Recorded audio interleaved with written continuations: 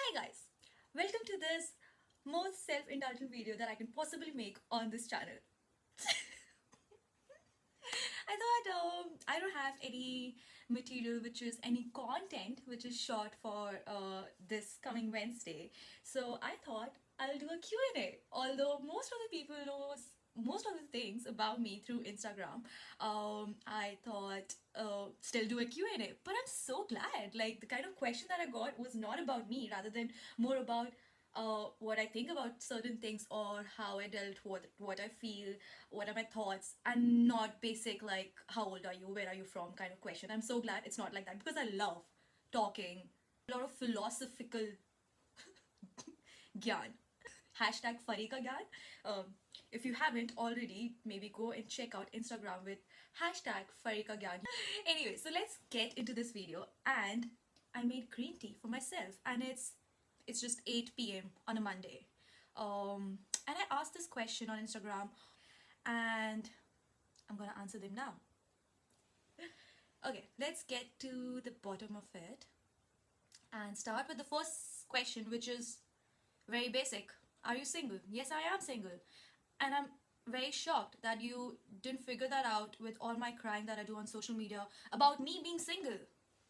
I'm gonna keep this aside because it's pretty hot. Second question: how can one be happy?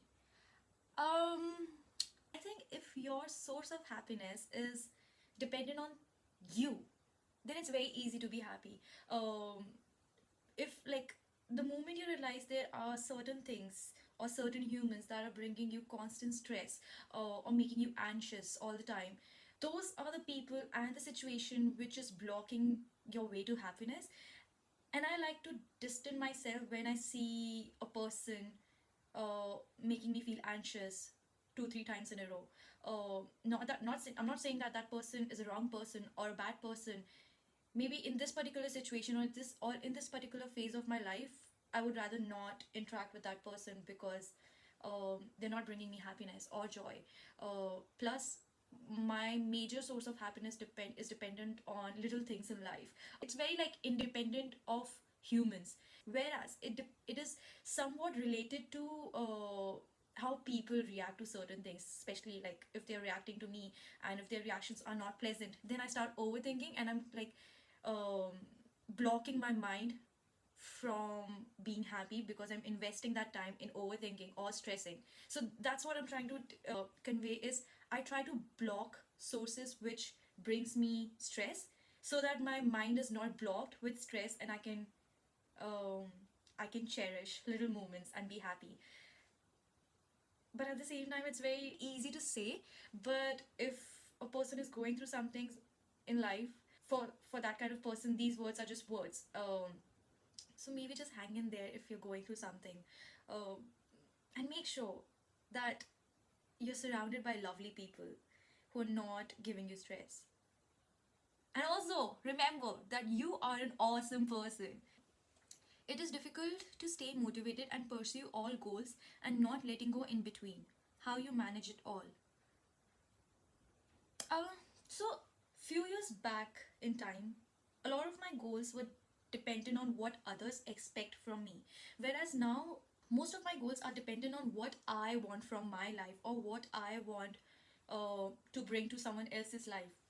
So it's something that there's like constant motivation to work towards my own life, or this is something I really want to achieve. So there's like a constant motivation that I'm doing this for myself, and if I don't do it, there's no one else who will do it for me, of course, because it's my goal. At the same time, it's just nice to have few, not a lot of long term goals, few like something which you can have it on your tips.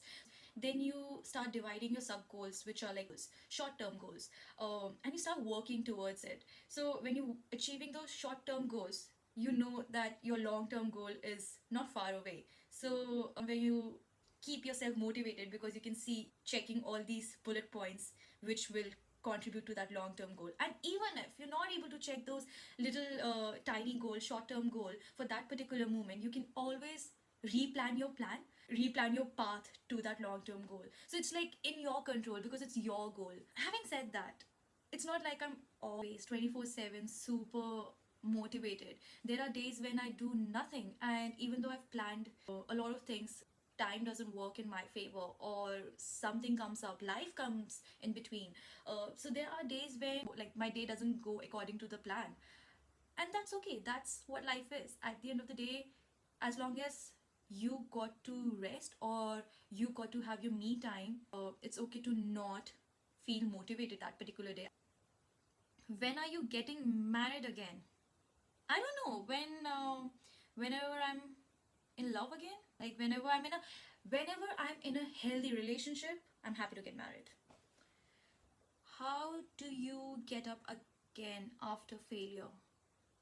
There are so many times in life where you will feel like you failed at something, but it's in your control to end that chapter as you failed, or you can end that chapter that was a struggle that you passed. I, I don't know if you guys, whoever is watching this video, knows this about me or not, but I was married once, and it was a marriage filled with domestic violence. So people usually address me as a victim of domestic violence, whereas I don't like that. I like to be called as a survivor of domestic violence. So uh, there's a way of how you see that scenario. Or see yourself in that scenario.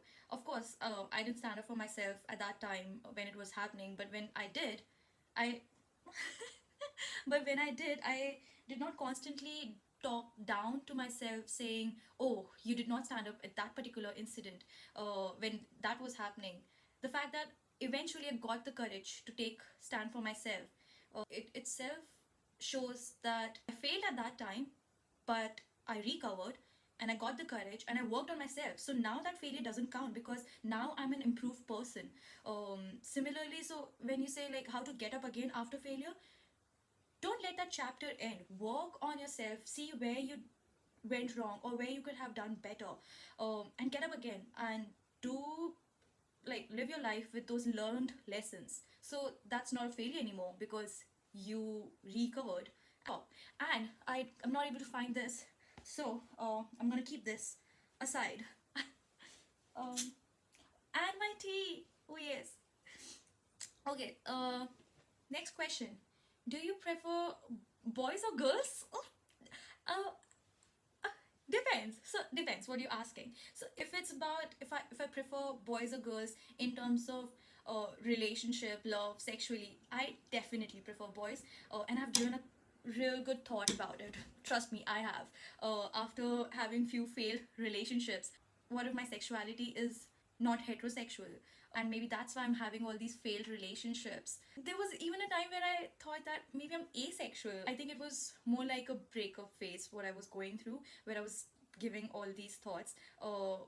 And I'm very much sure that I'm heterosexual and I like boys and I like to be in love with one. But if it comes to friendship, I kind of prefer girls. Like, it just, I think I'm more comfortable meeting a new girl as a friend compared to meeting a new boy as a friend. Like a lot of people reach out to me on Instagram. They reply to my stories and then we share thoughts and then eventually they ask me to catch up. So when that person is a female, I don't like my immediate response is yes, let's catch up. But whereas when if it's a male, unfortunately, I think because of the whole society conditioning, there's like a little bit of fear in me that what if his intentions aren't pure or just his intentions are not just as a friend. So there's like a constant fear. So there's a little bit of hesitation. Next question. How did you manage to save up for your home being single? Help us, lol.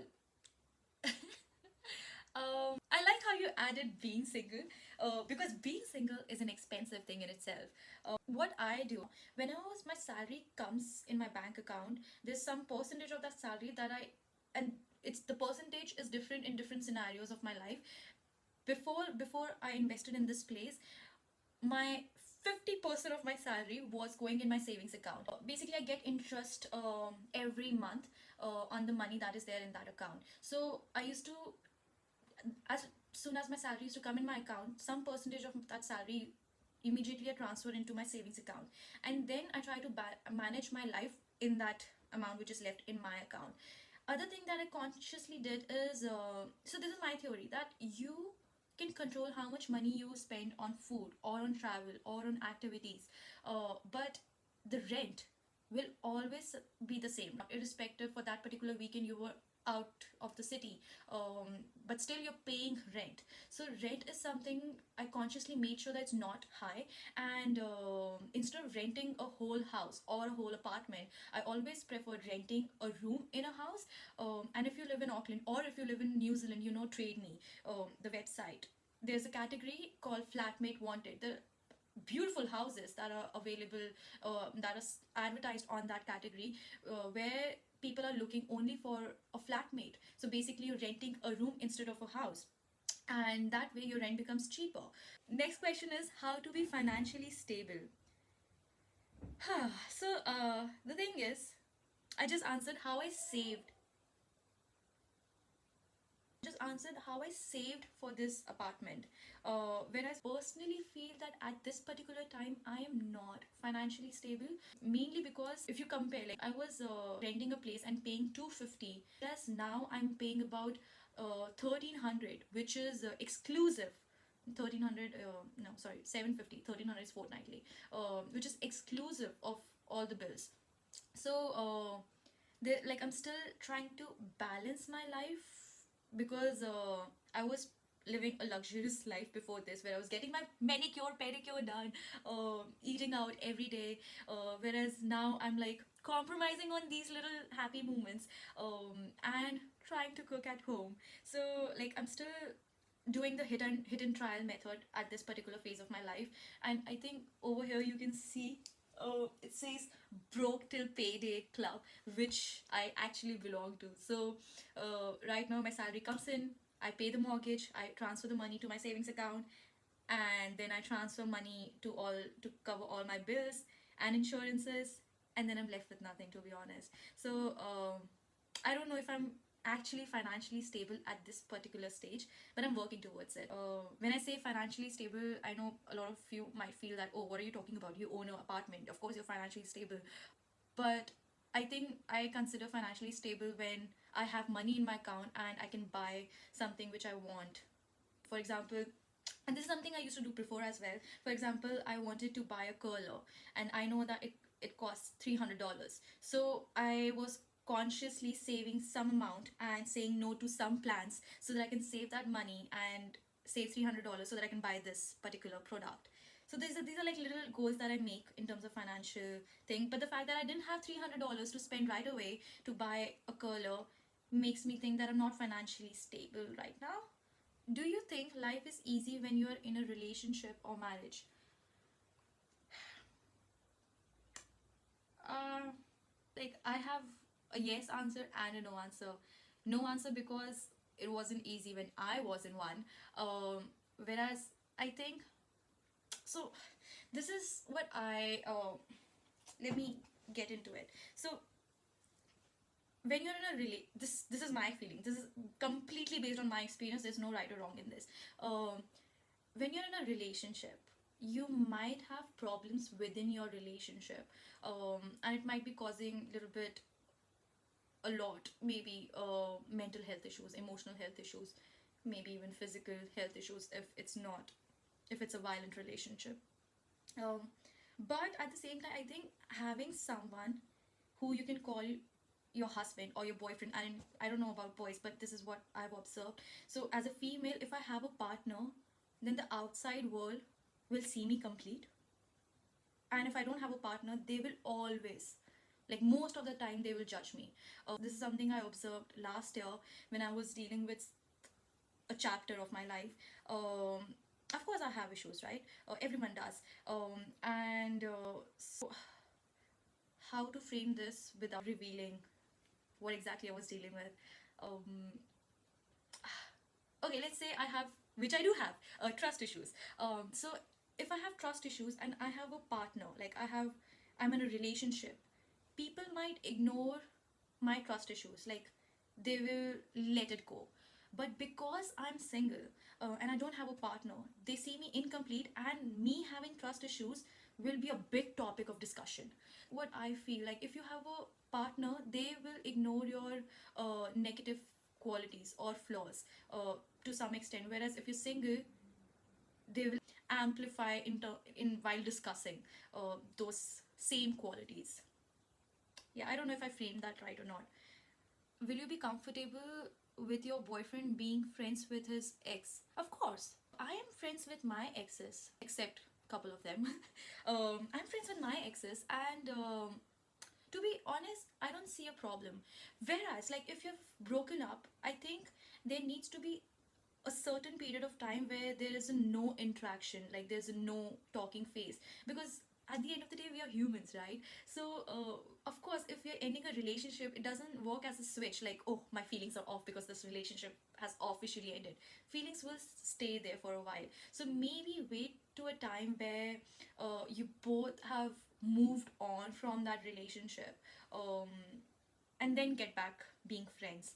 And it's always nice, like, one of the reason why I like to stay friends with my ex, because with every relationship you're learning something, and so some little point of innocence is going away, and you're covering that innocence with a maturity, a learned lesson. So if you stay friends with that person, and when you're talking to them, you can, in that conversation, you realize that, oh, that's the kind of person you were. It's more like traveling back in time and seeing that innocence that you had because you left it with that person. I don't know if I'm making sense, but that doesn't mean that I still have a romantic feeling for the other person. It's more like I'm cherishing what I was with that person. Um, yeah. Yes. So I don't mind my boyfriend being friends with his ex, as long as he and his ex has moved on. Yeah. Why did you choose New Zealand? I did not choose New Zealand. New Zealand chose me. Like, the reason that I came here was because I had an arranged marriage, and to be very honest, I was very happy in India. I loved my job. I loved my friends. I was loving my family. It was a good life. The only reason I moved here was because of arranged marriage. Yeah, I will actually link down. I think I posted something on Instagram explaining my journey in New Zealand, um, and I will link down of that post on my Instagram in the description. Yep. What's the most spontaneous thing you have ever done? Um, a lot of things, to be honest. Like, my mind is like jumping from this incident to that incident when I'm reading this question. Um, the one to quote, and yeah, yes, that was spontaneous too. Is one of my school friend, one of my really close school friend, Ocean. She lives in London, so she came to Auckland, and she said, "Oh, we're going for a bungee jumping. Do you wanna join?" And I swear, I wasn't prepped for any of that, and I said yes to it, and I went, and I did. Like, for the first two attempts, I was freaking out, and I did not jump. And on the third attempt, I finally jumped. And yeah, so that was a spontaneous thing where I said yes to bungee jumping like that. And yeah, well, was there anything else that I can? So there's so many things, but they were like controversial things. So I don't know if I want to share this here. How do you have so many friends? Um, um, how do you define friends? Like, I do have, I do know a lot of people, and I do consider them friends. But at the same time, I don't think any of my friends uh, know me 24/7. This is sad and hard to talk about. Um, I think, and not to blame them. This is something me. Who am I as a person? Uh, I do have a lot of friends, but I don't talk to them 24/7. And if there's someone who's talking to me 24/7, I start to feel very, very restrictive, very suffocated if they're like constantly asking where am I, what am I doing, why am I not doing this, or yeah, so like those kind of questions just suffocates me. So I like to keep that specific distance where, like, what I'm trying to say, I do have a lot of friends, but there's no one in this world who knows what I'm going through all the time. There's so many nights when I've cried, and the next day I was meeting everyone like nothing happened. So yes, it's nice to have a lot of friends, and I do have a lot of friends, but and even those best friends doesn't know what's going in my heart and in my mind all the time. I don't know how I feel about this. Not that I'm sad, not that I'm lonely. I like this alone time. Um, these it's very hard to talk about these questions. Man, you guys did a very good job. Uh, why did you start writing poems? I love your shairi. Oh, when? Sorry, not why. Oh, I'm sorry. When did you start writing poems? I from a long time, to be honest. But the only thing is, I'm a very sad writer for some reason. Like all my sadness comes out through writing. So early this year, I decided that, of course, I still write when I'm sad, but I will only share happy writings on social media.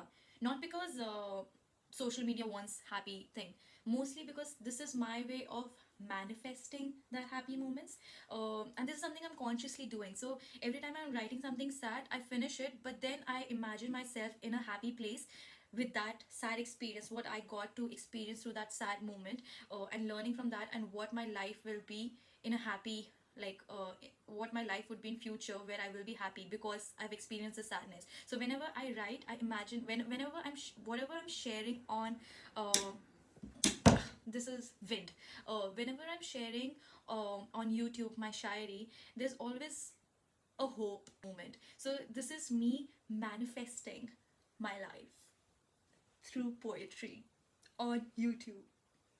Yes. I'm waiting to hear back from you on Hinge. um, okay.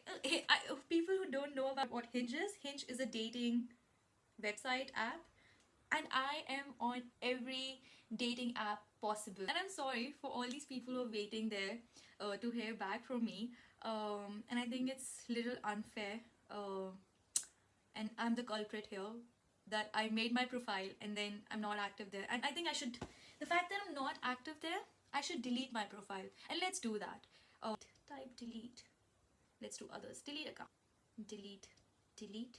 Now I am not on any dating apps.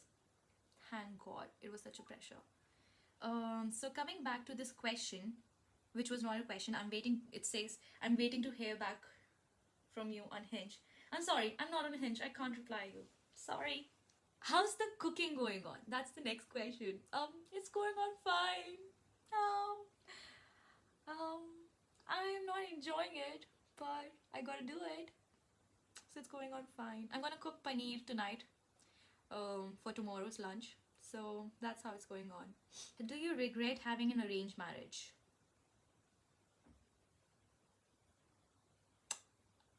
I I do regret experiencing what I experienced in that marriage. Um,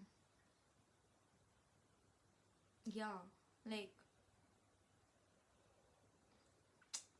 I lost my innocence and gained um, so much trauma. And trauma is no fun, guys. Trauma is sad. Um, Trauma is very sad. Like, oh God, shh.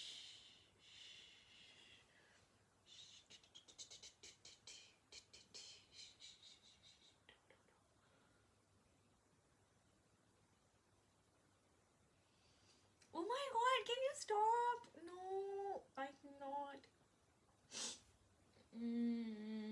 Oh God, oh God.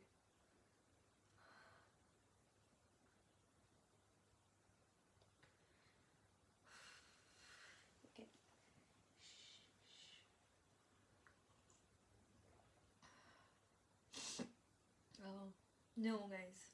Do I regret? I Can we move on? Because I do regret experiencing what I experienced, but I'm grateful for the life that I have right now, uh, and I'm fine with it. I've moved on, but that trauma sucks.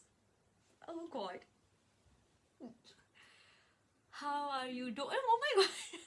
It says, "How are you? Don't lie." And the fact that I just had this moment, um, um, I was fine until the last question. uh, yeah, and like it's the trauma that still disturbs me. It's the fact that I lost a very innocence, a very innocent side of mine, and had to deal with a very dark phase of my life. Um, is something which still disturbs me. That I don't have enough that I don't have enough trust in humans. That eventually they will hurt me, and they do actually. It's not like I have not taken my chances. I have, and they disappointed me again. I'm not talking about the same human. I'm not talking about my ex-husband. I'm talking about a few people, including him. Um, so it's just sad that they disappoint me, even though I try to keep all my issues aside and show courage to believe their words and promises, and then they just break them like it mattered nothing to them. It is sad. Moving on. Have you ever been in love? I have. I have twice. I have been in love twice. Yeah. Why is it so difficult to convince your parents for studying if you are at your marriageable age? I think it's not their fault. The kind of conditioning the society did to them when they were growing up is the result of this particular scenario where they're expecting, where they're first of all defining this marriageable age. There's nothing, according to me, there's nothing like marriageable age. There's only a marriageable moment. Like once you're sure about the other person, then you know that that moment is right to get married. Dear parents, dear uncle aunties, we are very glad that you raise us, your children, so gracefully, and we are happy to be born in the family that we are part of. But please give us enough confidence and show us enough love and support that even if we end up alone, your love and your support will be there irrespective of that. So don't put so much energy into discussing when are we getting married. Maybe try to make us independent enough that even if we don't get married, we are still happy. Let this person study, because that knowledge will give her or him a good career. I'm assuming you're her because of your DP and your name. Um, will give her good career, and if she has a good career, which means she will have good income, and then she can sustain and live her own life on her own terms. And when the right man will come, she will get married, irrespective of her age.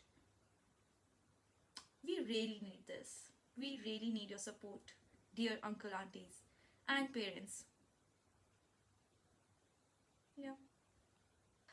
Why is it so hard to move on from a breakup? I don't know, girl. I don't know. The fact that, and I'm assuming this is the same for you, I'm a very emotional person. And if I commit to something, I am 100% on it. And if you have seen Doom, I am Uday Chopra from Doom. If I like someone and I see something going on, I imagine my whole life with that person. In a like like that. So I get emotionally attached to a person quite quickly. And and then I start developing these hopes and start building my life and start working the kind of life that I want to have with that person, and then see that relationship ending. Of course it hurts, because I had some dreams, I had some hopes, I was working towards it, and the fact that it ended, now I have to replan my dreams and have to rework on them. Of course, it hurts, and the emotional hurt. So, of course, it's like it's hard to move on from a breakup. Why is it so hard? I don't know. It's just we are just being humans. So, don't be hard on yourself. It is hard to move on from a breakup, but you can try not to be hard on yourself while moving on from a breakup. Okay, next question. What do you do to keep your mental health in order? Making sure that you acknowledge the emotions that you're going through. Do not put them under the book. Make sure you write them in your book. Uh, and when it's getting too hard, reach out for help. When I say reach out for help, maybe reach out not just in your circle, but also to therapists. Like, go for therapy, because there have been moments in my life where I've reached out for help, but that reaching out for help caused me more trauma because I was not helped in a right way. And I understand it because they're not professionals. So they were just being humans. Their reactions were mean to me, but maybe they were protecting their mental health, and that's fine. So maybe reach out for help in a proper way.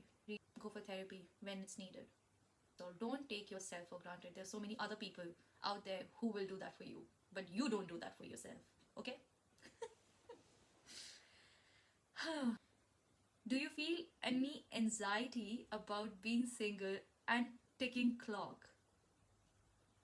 Um, yes, I am in my late 20s. I'm 28.